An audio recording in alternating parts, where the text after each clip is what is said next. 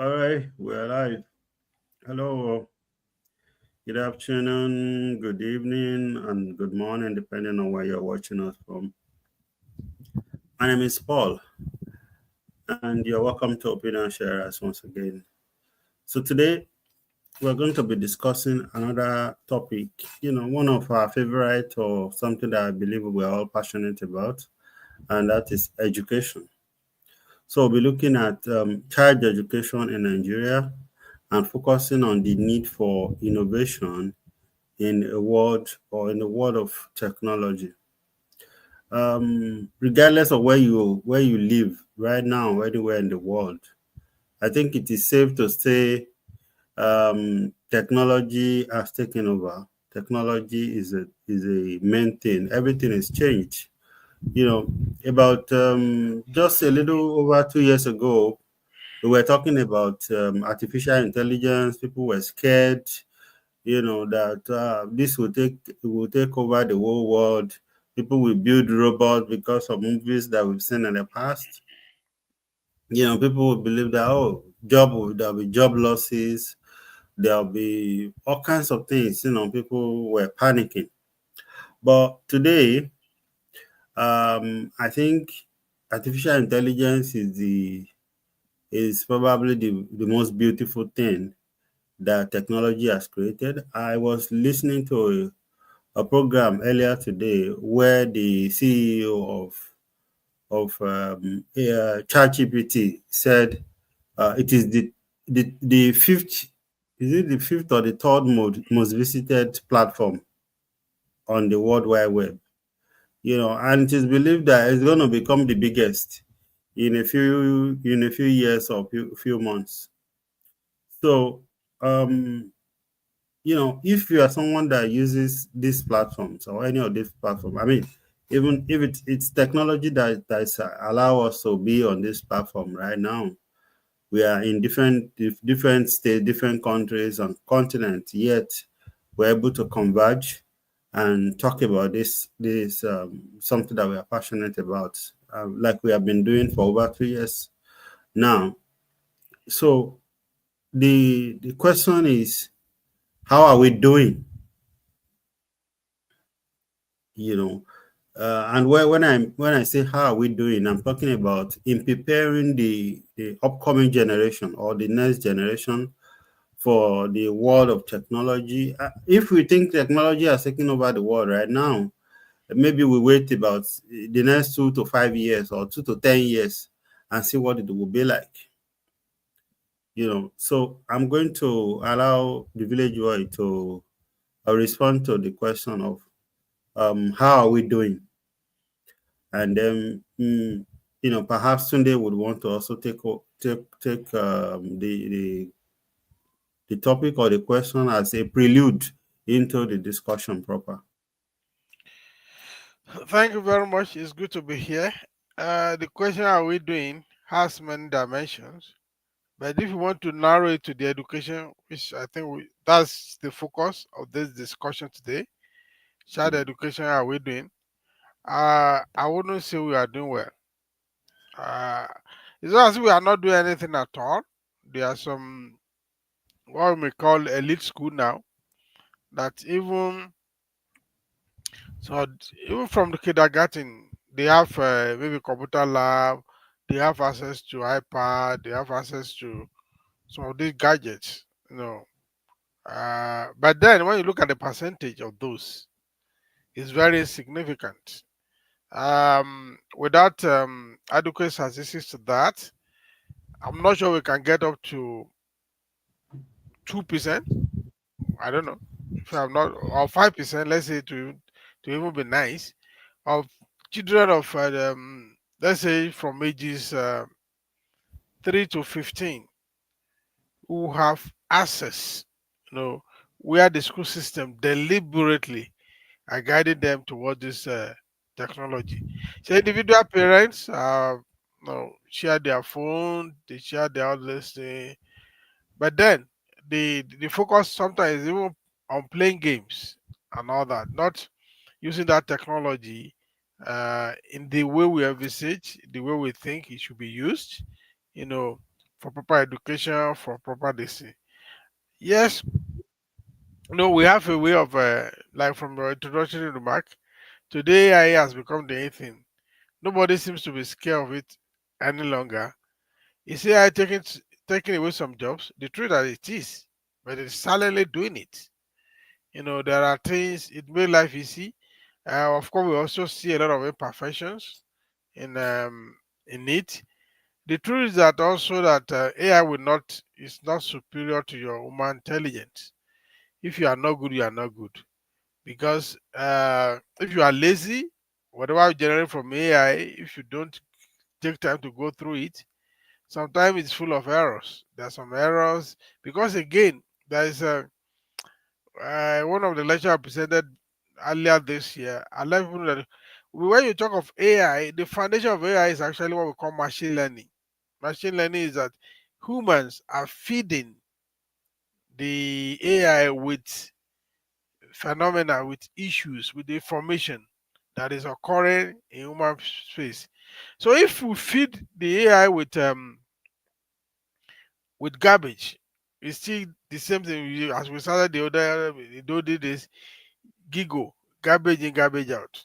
You know, I made it. I mean, so a test sometimes ago. I asked AI whether to understand Yoruba. I say yes. Okay.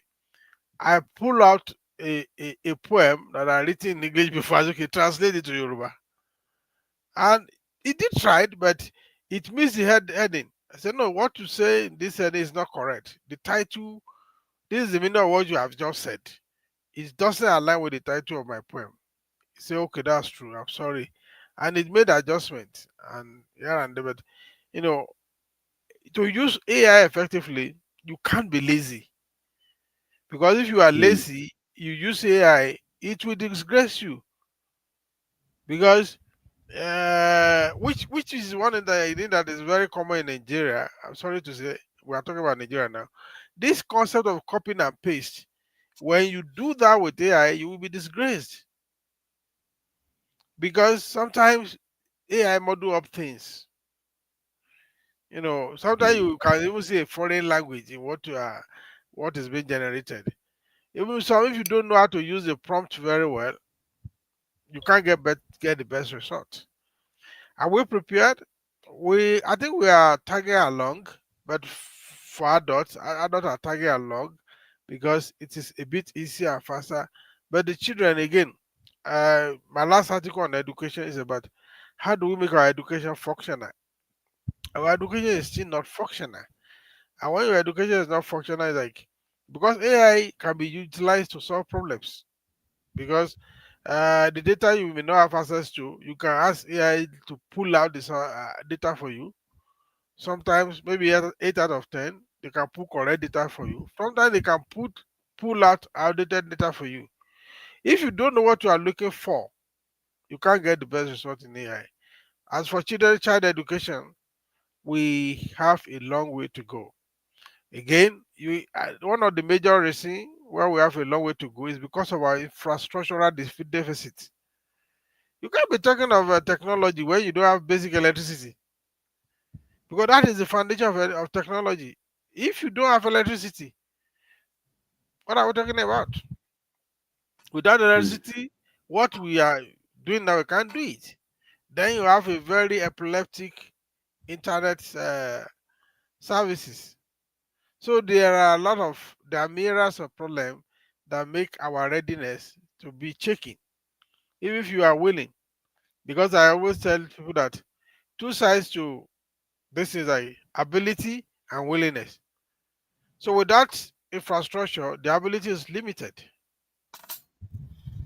So and then again, the willingness, diversion of funds and all that. There are a lot of complications here and there. We can do better. Uh, we have, like I said, we have some schools, private school, not affordable for everybody, that are actually doing good job in those area, but their percentage may not be up to 5%, if it is even up to maybe 2%. So if you are looking at that, we know what the answer is. We are not yet really ready. So mm. for us to be ready, we have to think about two basic infrastructure has to be available: electricity and good internet.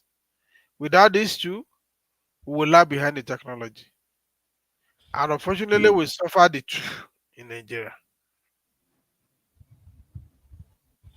Thank you, sir. So, Tunde, how do you think we are doing? Uh, it's good to be back on this platform again, and I'm thankful for the opportunity. Um, Children education in Nigeria, the need for innovation. Like the village boy said in his concluding remark, two things are very, very important: the infrastructural development in the areas of electricity, stable power supply, and of course, fast and reliable internet services. Uh, I want to believe that we've been giving this a try and we have not even gotten to 10% of what is required for a nation like ours to support a modern quality education for children. That is one side. Another side of it is the personnel, the teachers and the would be teachers. How, what is the quality of this personnel? How do we measure the things that they are dishing out? It is very, very key. If you go to our college of education where our teachers are meant to be trained, it's more or less like those students that were rejected in the university that could not meet up with the polytechnic were the ones that were indirectly forced to settle down for colleges of education. That is what it appears to be. I don't want to take it authoritatively to say that is what it is. Why the best of our candidates are in the university, the best are in the polytechnic, we still have nothing to show for it that we send the best of them to the university and to the polytechnic. But what I'm saying too is that we need some kind of quality reforms in our education system, good policies that will guarantee that the students that we are sending or we are bringing into our higher institution of learning are there to learn things that will help them solve problems. If we have the best of gadgets, if we have reliable internet, reliable power supply, and we don't have quality personnel who can make use of these things effectively towards helping the children education, we'll be recycling the same incompetent persons from children into adulthood. So there is infrastructural deficit, there's personnel deficit. And again, is that government too, the persons they employ at the aims of affairs is also very, very key. For instance, the current Minister of Education, the Honorable Tunji Alausa, happened to be a medical doctor. Yes, there is a medical doctor does not mean that he is a competent hand for that field. He's a medical doctor. He's not an educator. If we think that people who have been to the university have the bulk of all the knowledge on earth, we'll be missing it and we'll be going the wrong direction. There is reason why we have people who are educators. Their perception to learning and to helping others to learn should be different from someone who studied other secular courses. Well, let So me what jump in here happened? today for you. Let me interrupt you a bit. There has All always right. been this issue, which is not right, because there has been this concept or belief that a minister is just an administrator, that it doesn't really have to be, you know, there are technocrats, the PAMSEC, the directors, who are the core professionals, who are the technocrats in that field. That you as a Mm. minister, you are just coming in as an administrator. But then the truth, the fire is the question is that can you give what you don't have? Can you administer what you don't know? Sorry for that interjection. I just don't want to. So while we continue Yes. putting misfit in quotes in this kind of place, you make a medical doctor a minister of education. That that is not a round peg in a round hole. So thank you so much. We are in line. One will be thinking when there was a cabinet reshuffle with President Bola Ahmed Tinubu, you'll be expecting that instead of what we saw, be expecting probably there will be someone who is more competent, who understood the nitty gritty of the education field, who can contribute substance and contribute solutions to current education problem in Nigeria will be appointed into that ministry. But it's more or less like gambling, garbage in, garbage out. So that is what we have presently. Like the village boy said, we have some schools in Nigeria who does not depend on the electricity generated by government, does not depend on the teachers coming out of probably our institutions. We have to go and source for their personnel, their teachers elsewhere who have standards and have measures and things that they are known for that are doing well, which they are not up to 5% of what we have as a nation. They are doing well. And to be candid with you, these schools are not affordable for an average 70,000 naira minimum wage civil servant, not to talk of those who earn below that. So, so far so good. We expect more from a country like us, who happens to be a nation priding itself to be leading innovation, development, and biggest economy in Africa. We are not up there. There are a lot of things to be done. And I believe that as we continue the conversation this evening, we'll be able to provide solutions not only to identify these problems, so that the, the relevant authorities, if peradventure they are able to jump on our platform any of these days or our materials or the product of this platform, it can be helpful and useful for them. Thank you, Tunde and Dr. Bolu.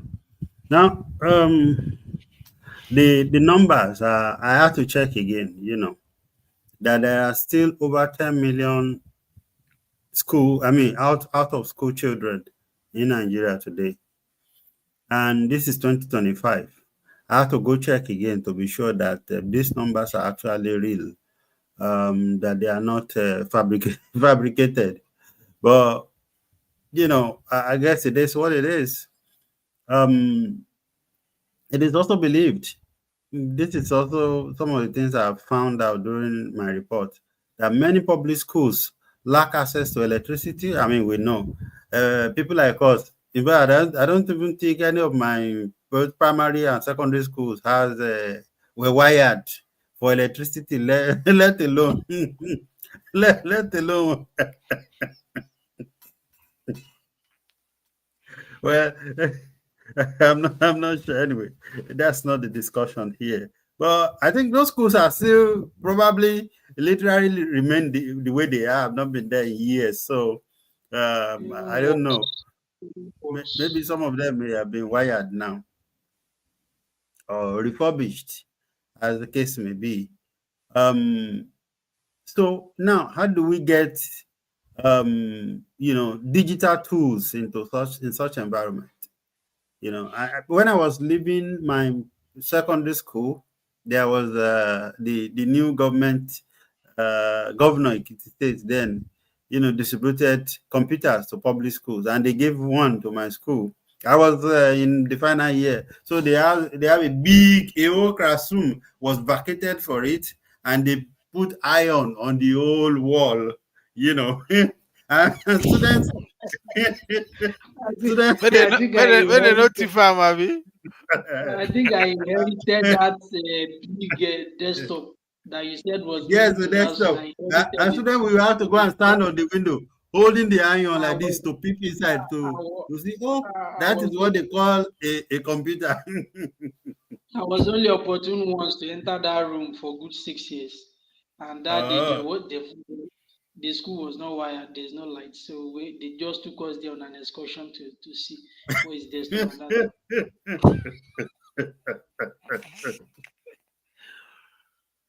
Oh man, I I remember during my higher institution, I attended Adeyemi College of Education. As a trained teacher, we had a small computer lab, but the fact is that, and introduction to computer science was a course, compulsory general subject. So each time we went to the lab, is it that I mean, like 95% of the time there is no electricity, so we just sit down there. We will have 6 to 10 of us sitting down around the computer placed on the table, and then people are saying this is the mouse and this is the monitor. uh, We shouldn't be laughing anyway. honestly, we but completely, the truth is that 99.9% of us were clueless about what What it is going was. on? We just wanted to pass the course. Yeah, even maybe I don't know what the strength of our teachers in those days was. And the truth is, I am a product of computer, and I am bold to say it today. And this is also credit to one of my lecturers in the College of Education, who insisted that I go look for information on the internet for my final year project. Up to that time, I did not care. It does not mean anything to me. But when he gave me a topic that I cannot go and copy from the library, and then I kept going back to him, guy, please change this topic now. People are already saying they are in chapter 3. Me, I've now I've not written anything. Because people would normally go to the library and collect some of the old projects, and they copy three subjects, I mean 3 topics out, and you pray for him to approve one of them. But in my own case, he didn't approve any of the ones that I've gone to copy, and just gave me a new topic and say I should go and look for the implication of Nigerian debt on Nigerian's economy. And I said, there's no way I can get. And he said he's not looking for old data. So he wants me to look for the information that refer to the Obasanjo, the then Obasanjo administration, and Dr. Okonjo Iweala, the negotiation they did with the foreign debt, our foreign debt, that led to the forgiveness and then the implication of the economy and all of those things. He wants me to go and look for all of those figures then. And those things happened maybe probably that year or at most a year ago. So they were nowhere in the library. Anyway, that was what drove me to go and look for the internet, and that blew me away when I saw that, okay, so people can actually generate information from this thing, this thing that looks like ofurufu in those days. from this box. And after that project, my life never remained the same, because I was so glued to find out that I will not only be one of those who would just go to the internet to collect information, free information that somebody uploaded, work that some people did, and put there and make it available to everybody in the world, that I would also contribute my own, so that such that people would also benefit from what I put out there on this so-called internet, and it's began a total turnaround, and for me, that's education. That's what education did to me. In fact, I'm planning to say, write a book on how the internet has revolutionized and changed people's life, and especially me. So what am I saying in essence is that, and this is just one me out of probably hundreds and thousands of people who went to school that year, you know. And I'm not saying I'm better than others or that I am worse than others, but I'm just saying that the availability of these resources and and teachers who can push students to take advantage or to use. Probably my Oga self didn't know how to use the internet, but I learned he was doing his PhD that time. So he probably has gotten some exposure, you know. But the truth is, it changed my life, you know. Not only did I get an A in that course, I also have become who I am today based on the things the internet can do or did or help me achieve. So now the question is, um, how what do we do? What are we doing, regarding, let's say, even the 10 million out of school. We are talking about the schools that has no electricity, no resources. Then we are even talking about those who are not even in school at all. Whether it is black and white, I mean, what do they call it? Blackboard and chalk that they still use. At least those ones can learn ABC. They can learn basic information.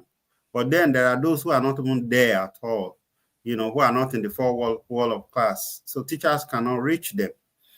So, and I'm not trying to create a big problem. I'm just wanting us to look at the challenges that is in front of us and say, what are we doing?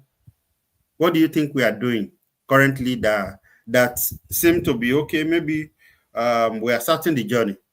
In your own opinion, let's start Thank with you very Dr. much. Okay, okay, thank you very much. First, let us ask let us define who are the we. Because you say we what we are doing now. That's so broad. So Okay, um, I'm talking about the nation, the okay, country, what is and the country doing? then What's the government doing? yeah, Well, the 10,000 out of school, 10 10 million. million, 10 million out of school. How did they come about that figure? It's more like we don't know. We don't even know our population anyway. Because sometimes people do this into when they want to apply for grants or they want to, look for donation. They throw all this Well, big chunk of. it's a data from UNICEF and UNESCO, Okay, it's they but can't just do one by one. that does not mean that we know the source of it, or that Uh, is not an estimate. okay, let's say assume okay that figure is right. 10 million out Mm. of school. Um, that's not a good news. That's not a good report because when you look at the population of you know of children age 3 to 10 or thereabout, which form the bulk of this. I mean, that is not a good report. Now, those are completely out of what we are talking about. They are not part of this what we are talking about. The remaining one that are inside, I don't think anything we are doing. Again, let me not say I don't see anything we are doing. So this is a problem, a critical problem that is being addressed at individual level. This is a problem that should be addressed at a collective level, not at the individual level. So, for instance, now you have a you know a nephew, a niece in the village you like so much, and you just okay, you will send one palasa phone to the child to use, and I mean, we're talking about those. I mean, let's start with those who are in school but they are not even privileged at all. You talk about teacher, today talk about personnel. The issue of personnel is like, where will the personnel come from? Is most of us, most even those most who are trained as teachers, who went to college of education, who studied education at the university and all that, they are mainly copy and paste. Who read to pass the exam? Many So-called certified teacher cannot even impart knowledge. They don't even know this thing we are talking about. Yesterday, there is high density of people using phone. But what do they use it for? If they are not playing games, they are posting on TikTok, dancing, bala, doing all kind of rubbish on TikTok. Then Facebook will say it's even a bit decent than TikTok. If you see what Nigerians are doing on TikTok, you will be ashamed to call yourself a Nigerian. Especially ladies and all that. Now, if you send your phone to that person in the village, what will be his main attraction? Game. Or if some are even good at, okay, they even ask you whether you can teach them to use it for Yahoo. They are not ashamed now, they are bold. These children are bold. And can you teach me to use this so that I can be doing Yahoo? I have people say that now. But that's all we are talking about. We are talking about how you can use this thing for beneficial effect. The first thing is like go to our local government, the counselor for education, supervisory counselor for education. Which school are students attending? That's the lowest level of of politics, of governance. Where is he attending? Private school. So these individuals can buy iPad for their children, right? And they are not even available to teach the children what to do on the iPad, right? They are not available. They are busy. The teacher in the school, who himself or herself does not even cannot afford the iPad, is envious of the student that has iPad. She doesn't even know. She wish he or she could have iPad. I think our problem is so complicated. So that's why I say what are we even doing? Yes, like I said earlier on, you can find 2 to 5% of people that okay, they are fully integrated, they are doing this thing. But then even parents that can afford these gadgets for their wards, they are not at home to teach them. They take the gadget to school. The teacher that are in school are supposed to assist. Many of them don't know how to use. Even if they have their way, they will want a way to snatch this thing from their puppies. Then, like I said earlier on, we have infrastructural wahala. We, I don't think we are doing well. Because if doing well, we mean that okay, we have close to maybe 50% on the average of people that are actually taking advantage of this technology, who against all odds, I mean, maybe they at home, they have solar, they have alternative power, they have generator. The issue of battery running down is not their problem. But because they are children too, most of the people who have this access lack supervision. They lack parents because the parents are not the economic parents. They have to go out to hustle. They leave home by 5 a.m. and come back by 11 p.m. So they don't have time for the children.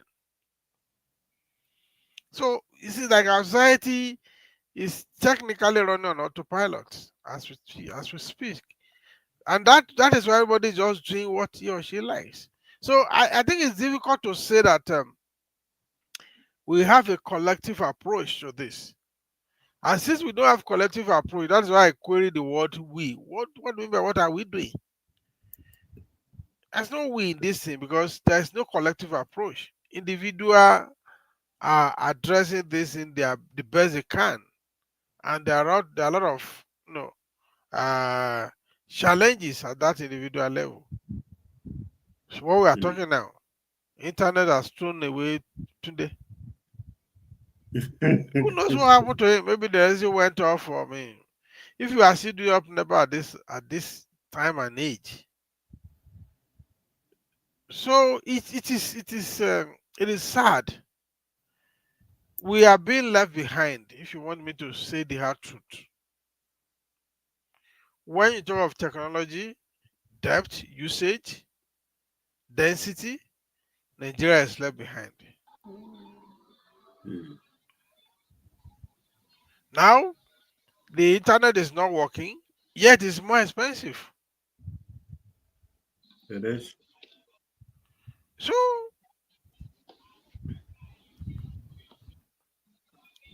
and there are things that yeah, we can address individually, right? There are things that are better addressed collectively.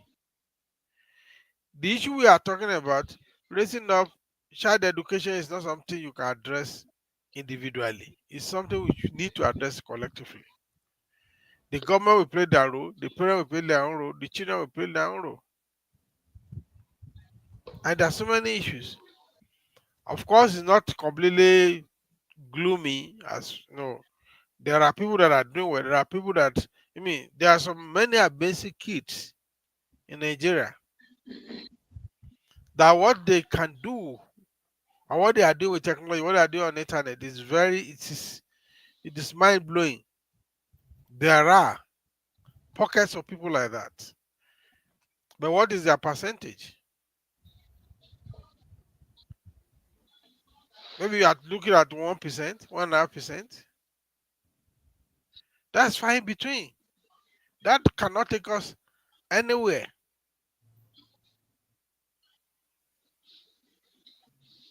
You see, you talk about school having this, even in some civil service, some government offices, the big organs will buy sophisticated gadgets, top of the rank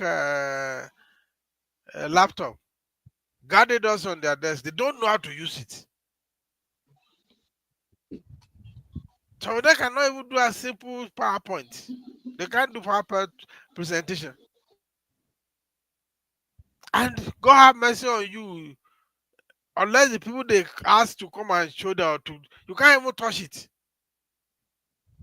You can't even touch it. It's there. It's just for decoration. They don't know how to use it. You send many of them email. They don't know how to. They have to call their secretary. Come and help me check this in. This is your nothing. Come and help me check it. They will even say this is nothing. Come and help me check. So it's saddening. And you say why did he buy it? It's not using his money to buy. It's government money spending. They allocate this into them.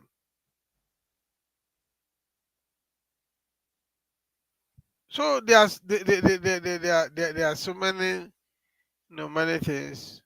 Yes, some of them claim okay because of aging and everything. Some of them don't even know how to log into Zoom. They have to call the secretary or the PA to come and show them to come and help them log in. Some of them don't even know how to reply very well on WhatsApp. It is true, but it may look like I'm exaggerating. I have interacted with some of them. So where is this? Where check that button? Which button? Did you see that three dot somewhere? Say which three dots? They ask you some funny questions.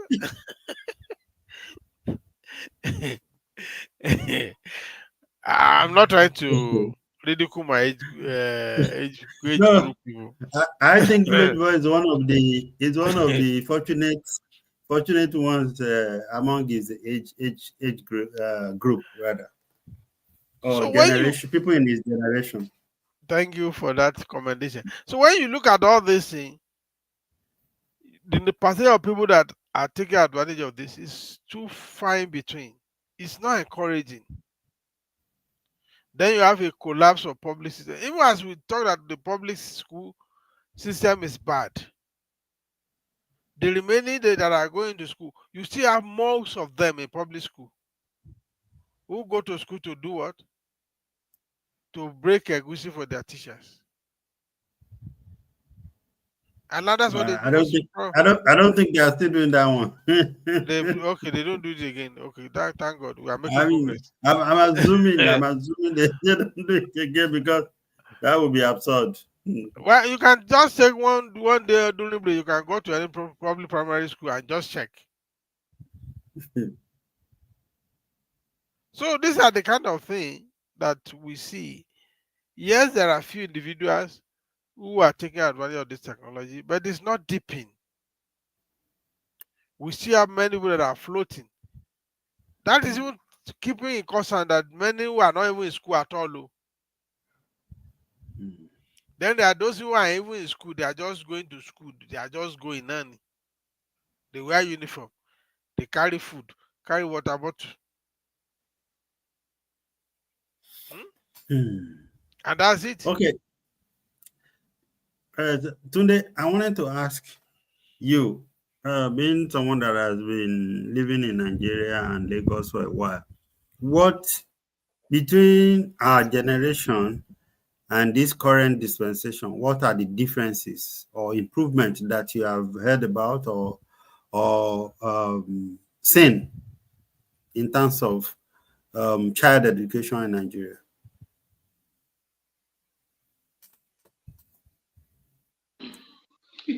Well, I just keep racking my brain even as you're asking that question. If, if there are improvements in the things that um, where do we go from here? Do we look at the negative ones or the positive ones, or we should both look at them together? Growing up, I will say the commitment of government to education was still a bit not above average, but a better percentage below average than comparing it to this time. Because back then, if I can use, for example, the public secondary school that I attended, and I want to believe that we both attended that public secondary school, we can still boast of equipped technical laboratory. We can still boast of, to a certain extent, a chemistry laboratory, a physics laboratory. But now I can tell you for free that public, that same public secondary school, you may likely meet an empty laboratory, meaning that government is not really investing the way they should invest in public education again. This time around is more or less like a kind of political thing. It's time for election, it's a year to election. Let's just throw this to this community so that they can vote for us in the next election. That is in terms of infrastructure. And even the quality of, let's say, structure now. Let's leave equipment.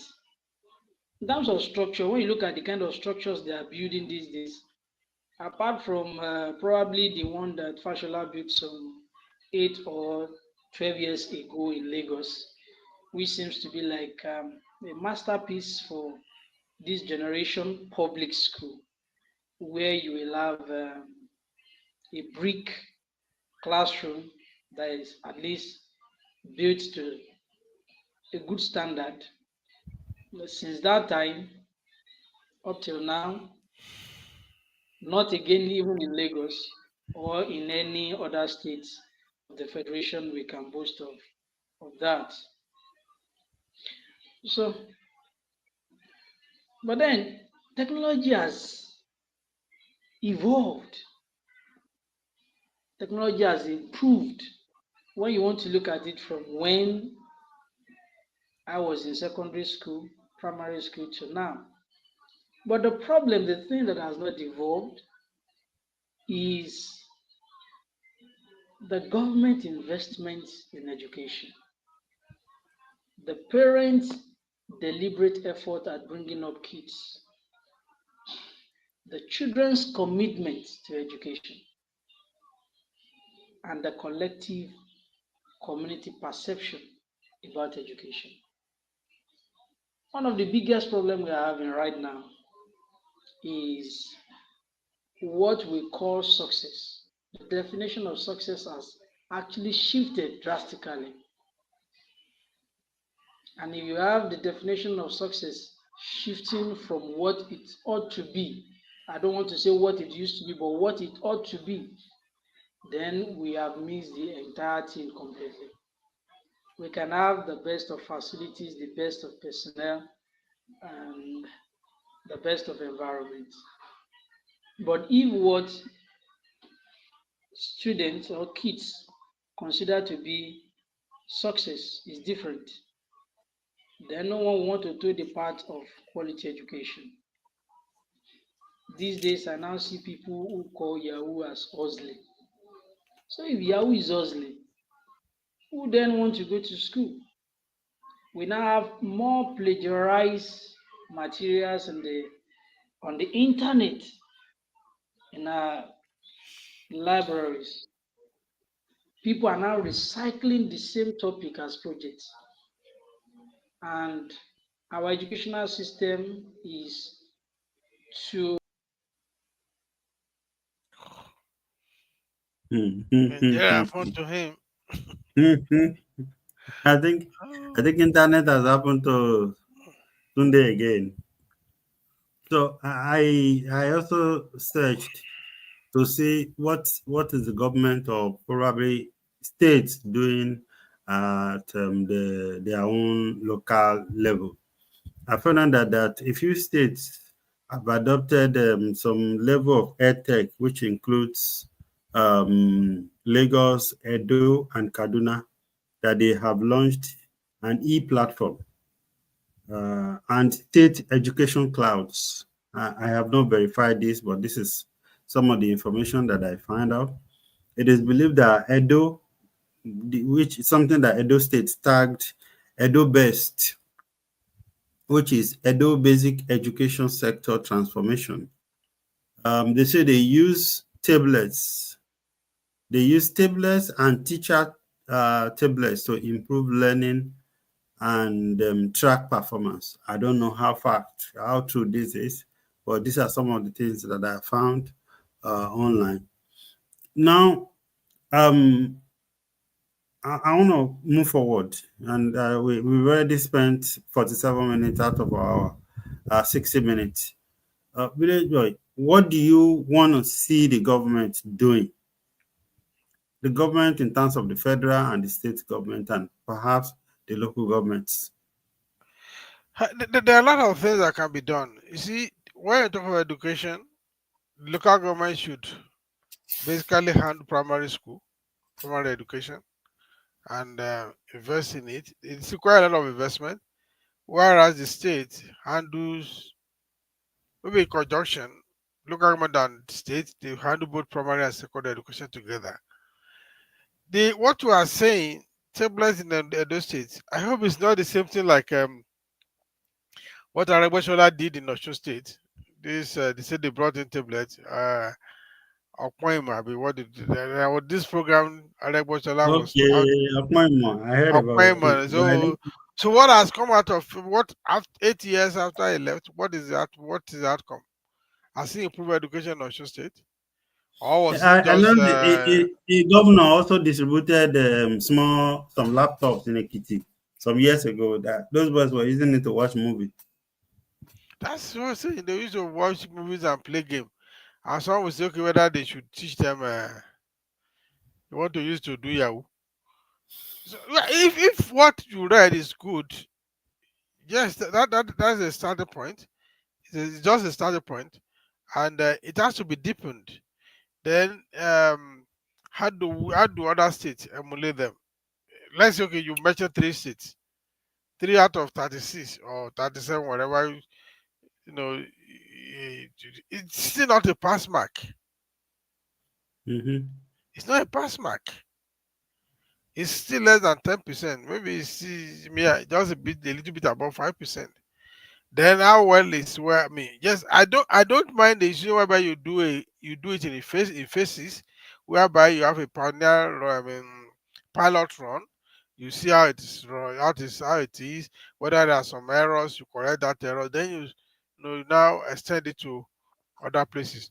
So even in those states, those three states you mentioned, we also have to look at, okay, what is the level of coverage? Then what is sustainability of the program, of the project? Is this something that, okay, If another election comes in 2027, that another governor will discard it, or is there a program? Is there a policy that okay, you cannot change this thing? This has to continue. Right? So this is one of the problems we have. Let's use Osho State as a typical example again here. What Arabashola did, was there a build up on it? Because after he left, I've not heard about it again. So the Lagos, Edo, Kaduna say you mentioned now. When these present governors are no more on the seat, what will happen to the program? Is there a way to keep the program going? Because let's say the coverage is not, they've not covered the entire state in this situation. If a new governor comes and shut it down, that's, we are moving backward again. So what the government can do, if I say there should be a policy not to change this thing, you know our people can be very lawless. They don't obey any law anyway. Even if you put it as a law, as a constitution, they won't obey it. So where is the hope? What can be done? We know what to, Nigeria is where we know what to do. There is nothing we are going to prefer today that somebody has not prefer, that somebody has not said, but nobody is going to do it. We know what is right. Average Nigeria is just like average Nigeria when there is a football game. Average Nigeria is a coach. Everybody is a coach. This is the person the coach you have featured. This is the person that should play on the right side. This is one that should play on the left side. You are not there when we in training with the coach, but we know how to coach. I'm sure coaches. That's what we do. We talk too much. We don't perform very well. So the what is expected of government is to create an enabling environment, is to create an enabling law. But when it's law, I can't beat my chest that they will obey. They will create the law. They can write the law. There are beautiful laws in Nigeria, but who is obeying them? Who is enforcing them? So we need a collective approach to solving this problem. Because if we don't do that, we'll be left, we're already left behind anyway. We're already left behind. So how do we pick up and start running? It's what I don't know. What needed to be done, we know. But are we going to do it? If experience, if we want to count on experience, we don't usually do what we are supposed to do. So I can give you say 10 things that government should do. And if you ask anybody government, they will tell you they know. But are they going to do it? Nobody is sure. Nobody is sure. So if we say, okay, what is this last resort? Individual fixing this problem by himself or herself. But it will take us longer time to achieve any meaningful results. What you experience in your opening remark, there are some students who are given the same opportunity that you had that did not take advantage of it. They will still find one thing with Nigeria is like we find a way around anything. We will find a way around anything. People today contract projects. They are boys who are project contractors. That's what they do. They write project for people. They just go to the topic, get the approval of the topic from your supervisor. Boom, they give it to this guy. They do this. And the guy think it's cool. He give you money, give the guy, those guys money. They collect money, they become fully, even the project that is written for them. People don't even have the patience to read it. They don't read it. They will just submit it that way.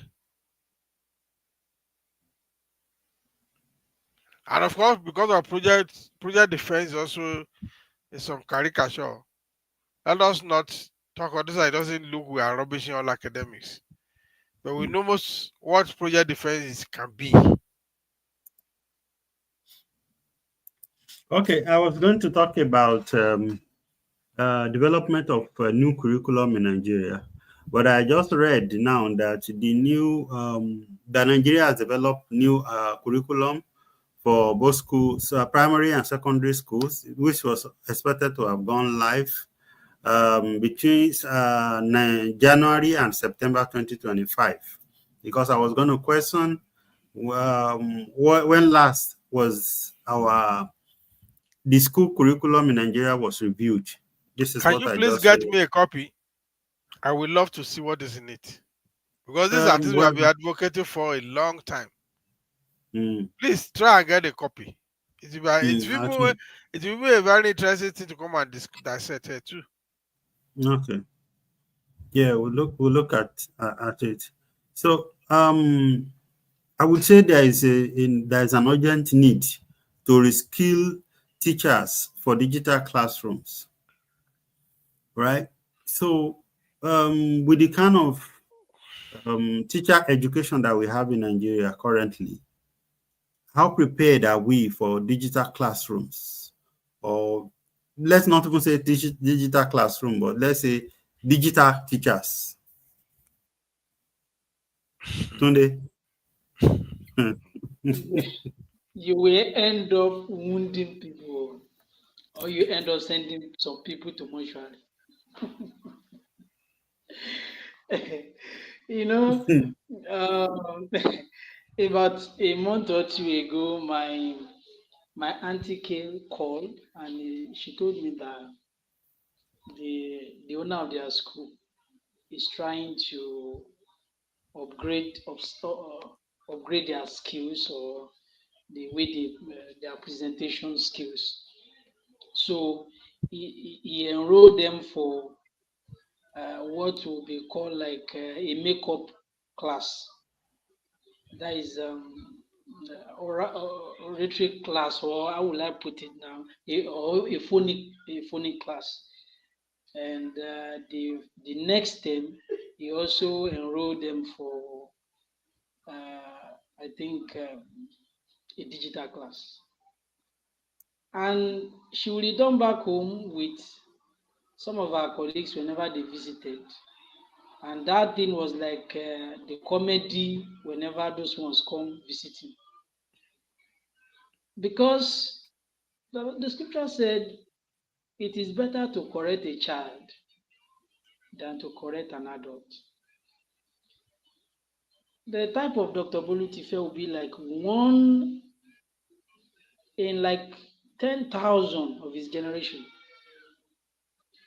Because our education system is such that, in fact, I've seen secondary school children doing sign up, done and dusted. Secondary school, GSS 3, done and dusted. They are no longer going back to anything again. All those people that you help them to write, jump, you help them to write you help them to write, they sleep with lecturers to get their grade. They don't go back to anything again after school. Or the exam that you just cram overnight. A curriculum of probably 3 months or 5 months, as the case may be. You cram it overnight and you just, as you are entering the hall, you even close your ear and you didn't want to talk to anybody. Really, you are sitting, you collect your paper, you begin to pen something down. And at the end of the Agbero day, you get Agbeso. your E and you go. Agbero Agbeso, you collect your E and you are done. And the next is that you begin to iron your gown for convocation. Called artists and everybody, they begin to cook rice and begin to beat drum.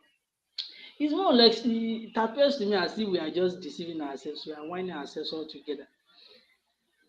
Um, there's no makeup class you want to do for teachers. If the reason they've gone to school for 4 years, 3 years, 5 years, they could not come out with anything, and you're not doing a makeup class for them, to do what? Do you want to say that that makeup class will now cover up for 5 years that they have failed to learn? Well, it will help some because some might have possibly discovered themselves along the way. But I will tell you that it will not help a large chunk of these half-baked teachers. So What we should start doing is we start from our recruitment process. That is when the government have started Mm. to understand, yes, when the government now wake up that we have a job to do in terms of our education. We start with the recruitment process. The recruitment process should not be that one that you bring your girlfriend brother or your husband sister and just apply, just apply. Don't worry about the interview. We know how to fix the thing at the backstage. So when we get the recruitment process right, if we get those little those little eggheads into the system, we can now start sanitizing the system. And the school curriculum, the school administration can be telling the parent what is obtainable. I know back then, Dr. Bulutifel can attest to that fact that back then in their own generation, the administration of school tells parents what is obtainable in their school, and not parents paying the school to tell them this is how I want you to treat my kid. Right now, parents pay for children to pass. So if I pay what you want, my child should pass. Mm. That's nothing to do with whether that child has gotten what he should get or not. It boils down to administration, recruitment process, the personnel, the parents, the children, the government, even our religious institutions. Back then, we have all these aunties, uncles in choir practices in the church, in the mosque, who are also making a bit of contribution in the way we learn. But now, if you go to madrasat, if you go to church, the kids are already making money as early as 12, 13, and they are also buying big gifts for these uncles and these aunties and these pastors. So, what do you expect? But I recall back then that even if you started making your money at the age of 10 or 12 or whichever age you want to start making the money, your parents will collect the money and they will tell you. That doesn't mean that you have arrived, because there's a difference between there is availability of money and success. We've thrown away completely the pursuit of excellence and of success into the dustbin, and we were chasing, we now replace it with availability of money. That you have money does Yeah. not mean you are successful. I know that that is Well, debatable anyway. Let me stop this. ours is a society driven by money. Um, Sadly or unfortunately, it is what it is. It's all about get money. And meanwhile, I also appreciate the fact that there are teachers or school administrators who are actually trying to introduce their staffs to training and retraining, like you just said. So it is left for these adults. They are not kids now, they are not kids. It is left for these adults to take advantage of it. So if they don't take advantage of it, eventually it may not be in the immediate situation, in the immediate, but eventually they will be boot out, because they become irrelevant. If by the time your student, know more than you, I'm sure these are teachers who are based in the city. So kids in the city are exposed to all kinds of opportunities for technology. All the major coding clubs are in the cities, scattered around, whether in the slum or, but they are just they are in the major metropolis across Nigeria. So unfortunately, when they can no longer cope, when their students begin to ask them questions they cannot answer, they will be the one to bear the brunt. I remember when I first introduced some of my colleagues to the world of artificial intelligence, many of them laughed it off. They said, well, that thing, can it come?